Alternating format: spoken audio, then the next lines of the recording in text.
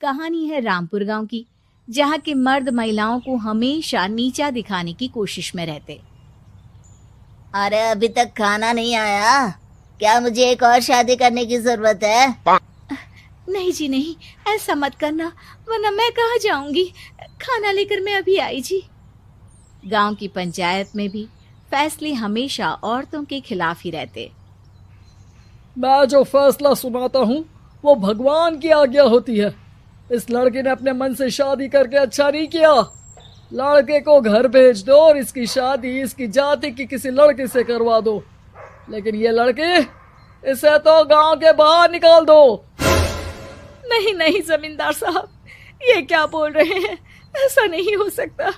मेरी बेटी मासूम है, इसे अच्छे बुरे की समझ नहीं है। अरे कहाँ जाएगी ये बेचारी? कहाँ जाएगी? इतनी चिंता है तो पूरे परिवार का गांव निकाला कर देते हैं। बेचारे पूरे बसे बसाए परिवार को गांव छोड़ना पड़ता है। चाहे जो हो, अगर बेटियों को कंट्रोल नहीं कर सकते तो गांव में रहने का कोई मतलब नहीं है। यहाँ औरतों को दब कर रहना होगा। कोई भी अपने हिसाब से कुछ नहीं कर सकता, सब ईश्वर की मर्जी से ही होगा। तभी गांव का एक आदमी दौड़ा दौड़ा आता है। सरपंच साहब, जमींदार साहब, वो कालिया है ना, उसकी बेटी पढ़ने के लिए शहर जा रही है। अच्छा, ये कब हो गया? और कालिया की हिम्मत कैसे हो गई ऐसा करने की? लेकर आओ उसे और उसकी बेटी को। बस फिर क्या था, हाजिर हो जाते हैं कालिया और उसकी बेटी सरपंच के सामने। और कालिया, ये क्या सुनने में आ रहा है? बेटी को इंजीनियर बना रहा है तू? और ये बता, गांव में तो स्कूल नहीं है, फिर कहां से इतनी क्लास पास कर गई तेरी बेटी? राधा, जो कि कालिया की बेटी है, उसे लगता है कि सरपंच उसकी तारीफ कर रहे हैं। सरपंच जी, मैंने ऑनलाइन पढ़ाई की है, डिस्टेंस लर्निंग से। सभी में मैंने अच्छे नंबर पाए हैं, जिसे देखते हुए शहर की इंजीनियरिंग कॉलेज में मुझे स्कॉलरशिप मिली है। वाह जी वाह, क्या होती है ये? पहले तो ये बताओ, फिर आगे की बात करते हैं। पूरा गांव राधा की बात सुन रहा था और राधा बोलती जा रही थी। तो ऐसे मैं फ्री में एक अच्छी शिक्षा लेकर गांव में जो कुछ परेशानियां हैं, जैसे बिजली, पानी और इंटरनेट जैसी समस्याओं के लिए काम करूंगी। मैं गांव को शहर से जोड़ने के लिए पुल का निर्माण करवाने का प्रस्ताव रखूंगी। मुझे पूरी उम्मीद है कि जल्द ही हमारा गांव भी तरक्की की राह पर चल पड़ेगा। राधा की बात सुनकर सारे गांव वाले ताली बजाने लगते हैं। सरपंच को समझ नहीं आता कि वो क्या करे। चुप रह नादान लड़की, गांव के खिलाफ जाने के लिए तुझे गांव से बेदखल कर दिया जाएगा, वो भी पूरे परिवार के साथ। और हाँ, अगर ठीक से गांव में रहना चाहती है तो ये पढ़ाई लिखाई छोड़ दे। हम तेरे लिए गांव का कोई होनहार लड़का देखेंगे। तभी गांव का एक आदमी बोल पड़ता है। अरे नहीं नहीं सरपंच जी, राधा बिटिया जो बता रही है, अगर वैसा हो जाए तो हम लोगों को पैसा कमाने के लिए बाहर नहीं जाना पड़ेगा। हाँ जी, और ना ही कोसों दूर पानी के लिए भटकना पड़ेगा। हमारे बच्चे भी अच्छी पढ़ाई कर सकेंगे और आगे बढ़ेंगे, ना कि हमारी तरह खेती करते बैठेंगे। क्यों गांव वालों, राधा बिटिया का साथ देना चाहिए ना। सरपंच देखता है कि गांव राधा के साथ है तो वो चुप हो जाता है। वो घर आकर अपने सलाहकार से बात करता है, जो बहुत ही चालाक किस्म का इंसान होता है। अरे सरपंच साहब, आपको बहुत ही होशियारी से काम लेना पड़ेगा। एक बार गांव तरक्की कर गया, यहाँ के बालक पढ़ लिए तो कोई ना पूछेगा आपको। और फिर ये जो बेटा और बेटी है ना आपके, इनको भी आम लोगों की तरह ही जीवन जीना होगा। हाँ, लेकिन करे तो क्या करे? वो ना आप मुझ पर छोड़ दीजिए, बस मैं जैसा बोलूं करते जाइए। अगले रोज सुबह जब गांव वाले सोकर उठते हैं तो राधा के घर के बाहर और साथ ही वो लोग जिन्होंने राधा का सपोर्ट किया था, उनके घर के आगे लाल रंग से कल आऊंगी लिखा होता है। कल आऊंगी, यह क्या होता है? अरे यह तो खून से लिखा है, लगता है कोई भूत प्रेत या चुड़ैल का साया है। चलो सरपंच जी के पास चलते हैं। सभी सरपंच के पास जाकर उसे सारी बात बताते हैं। अरे ये तो बड़ी मुश्किल की बात है। चलो मैं एक बाबा को जानता हूँ, उन्हें बुला लेता हूँ। सरपंच बाबा को लेकर गांव के घर के बाहर जाता है। ओहो, तो ये वो चुड़ैल है जो उन लोगों को निशाना बनाते हैं जो गांव को बदलने का सपना देखते हैं। वो गांव को ऐसे ही संपन्न देखना चाहती है। वो नहीं चाहती कि कोई बाहरी यहाँ का कायाकल्प करे। क्या तुम लोगों में से किसी ने गांव को बदलने की सोच रखी है? तभी राधा की माँ रोते रोते आती है। मेरी राधा घर से गायब हो गई है। अरे कोई तो बचाओ, मेरी बच्ची कहाँ गई?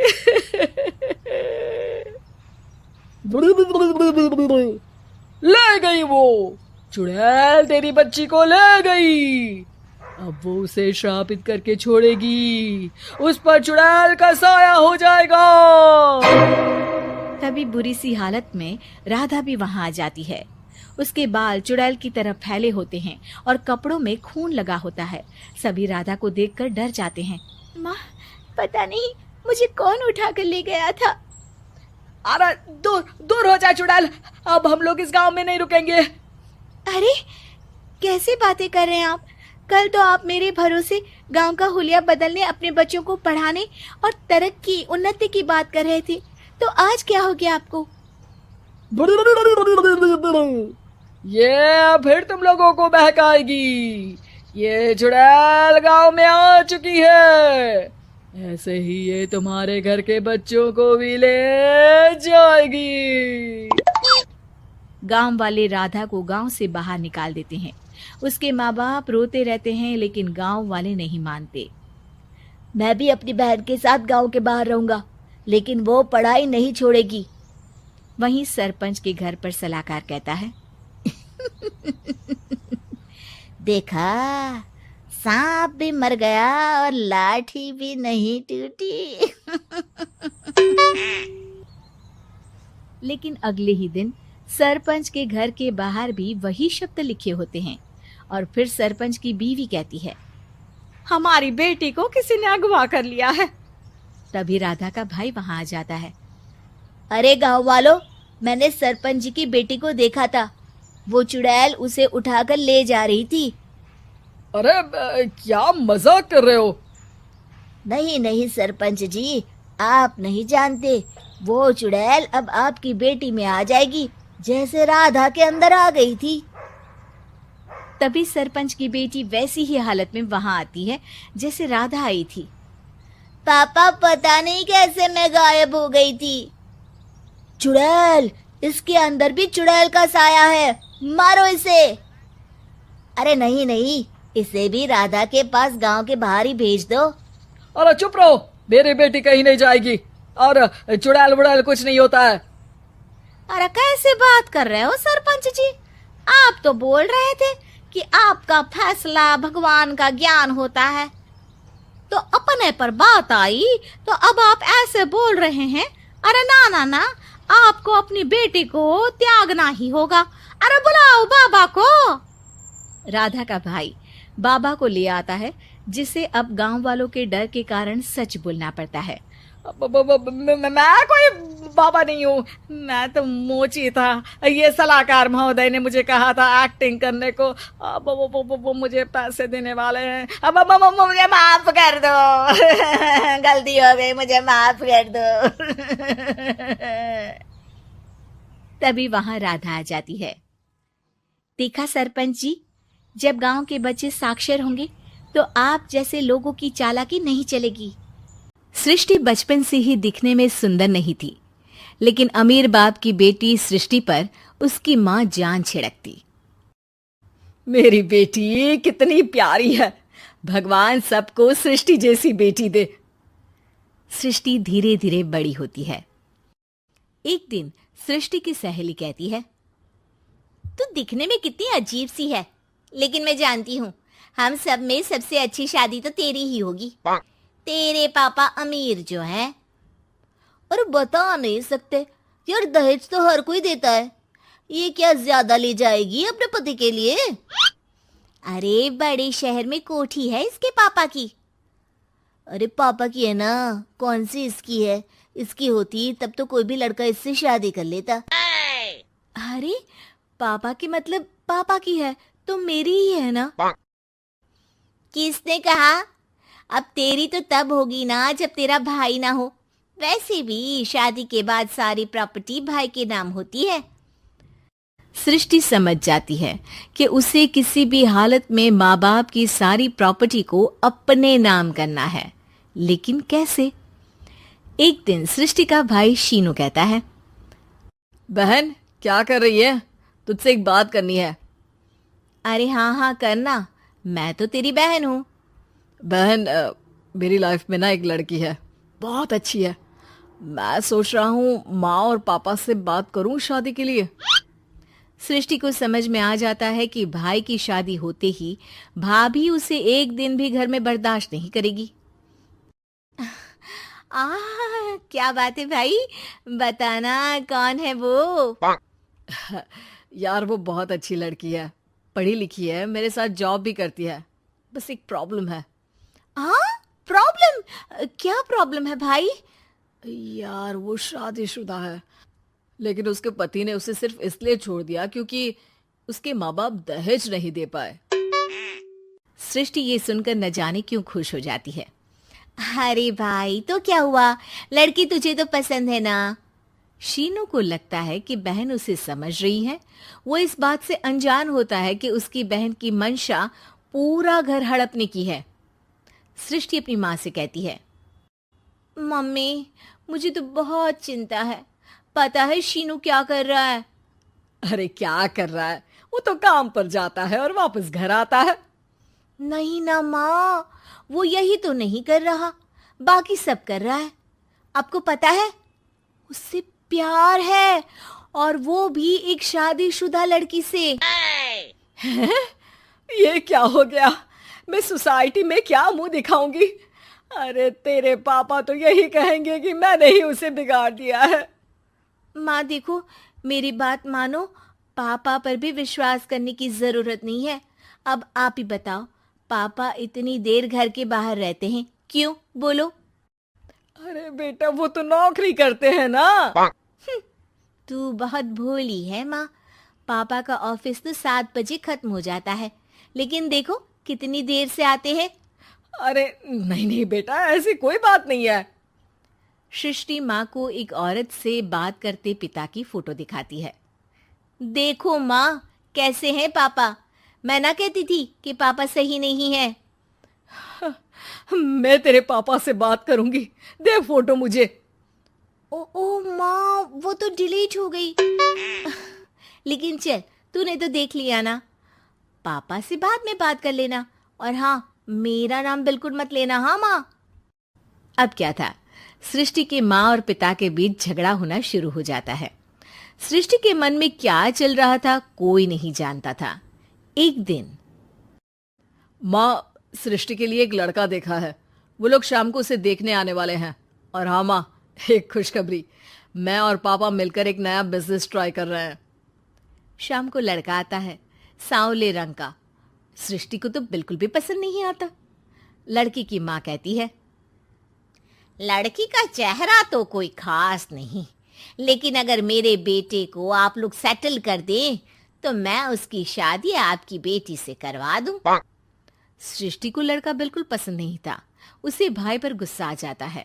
लड़के वालों के जाने के बाद कहती है, माँ देखा शीनू मेरे लिए कैसा लड़का लेकर आया, न दिखाने लायक न सुनने लायक, सेटल भी नहीं, वो भी हम करे। अरे माँ, मैं जानती हूँ ये मेरी शादी किसी भी घर में क्यों करवाना चाहता है। अरे कैसी बात कर रही है बहन? तूने तो देखा ना, लड़के को मैंने ही मना कर दिया तुझसे शादी के लिए। जिसने लड़का बताया था उसने उसकी बहुत तारीफ की थी। बात आई गई हो जाती है, लेकिन सृष्टि का मन शांत नहीं होता। क्या करूं, कुछ समझ में नहीं आ रहा। मेरी शादी हो गई तो ये लोग पूरी प्रॉपर्टी शीनू के नाम कर देंगे। मेरे हाथ तो कुछ लगेगा ही नहीं। तभी सृष्टि को आइडिया आता है। वो किसी वकील को फोन करती है। जी देखिए, अगर आपके मम्मी पापा का तलाक हो जाता है तो आपके पिता की आधी प्रॉपर्टी आपकी माँ के नाम हो जाएगी, फिर उसे वो किसी को भी दे सकती है। सृष्टि अब माँ को बेटे के खिलाफ भरती है। माँ, शीनू पर नजर रखा करो। वो जिस लड़की के प्यार में है ना, वो शादीशुदा है। यहाँ आएगी, सारा पैसा, रुपया, जमीन, जायदाद सब हड़प लेगी। पापा का भी हाल तुमसे छुपा नहीं है।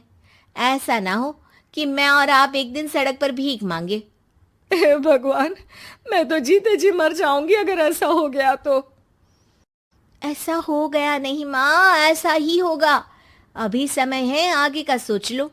मैं तो कहती हूँ पापा से आधी प्रॉपर्टी लेकर अलग हो जाओ।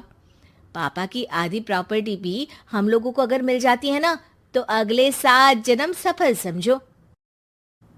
बेचारी माँ बेटी के कहने पर पति से तलाक लेकर अलग हो जाती है। सृष्टि अब पैसों से गाड़ी और अपने दूसरे महंगे शौक पूरे करने लगी। उसके दोस्त भी उसके पैसे इस्तेमाल करते। सृष्टि, कल तुम कहाँ थी? मैं सारा दिन घर पर अकेली थी। तो मैं क्या करूं? मैंने ठेका तो नहीं लिया है ना तुम्हें संभालने का। माँ को सृष्टि से ये उम्मीद नहीं थी। वो बैठकर रोने लगती है। वहीं उसका पति यानी कि सृष्टि के पिता आ जाते हैं। मैं जानता था कि तुम्हारा यही हाल होगा, तो आपने मुझे रोका क्यों नहीं? मैं रोकता तो तुम रुकती क्या? सृष्टि के कहने पर तुमने मुझ पर अपने बेटे पर शक किया, लेकिन तुम ये भूल गई कि कैसे हम दोनों ने मिलकर जीवन में इतना सब खड़ा किया। माँ पति के गले लग जाती है। मुझे माफ कर दीजिए, मैंने आपकी कमाई का एक बड़ा हिस्सा गवा दिया। कोई बात नहीं, तुम साथ हो तो मैं ऐसी 7 प्रॉपर्टी खड़ी कर दूंगा। तभी वहां सृष्टि आ जाती है रोते हुए। माँ, मयंक ने मुझे छोड़ दिया। वो बोल रहा था जब तक मेरे पास पैसे थे तब तक ही वो मेरे साथ था। पापा, माँ, मुझे माफ कर दीजिए।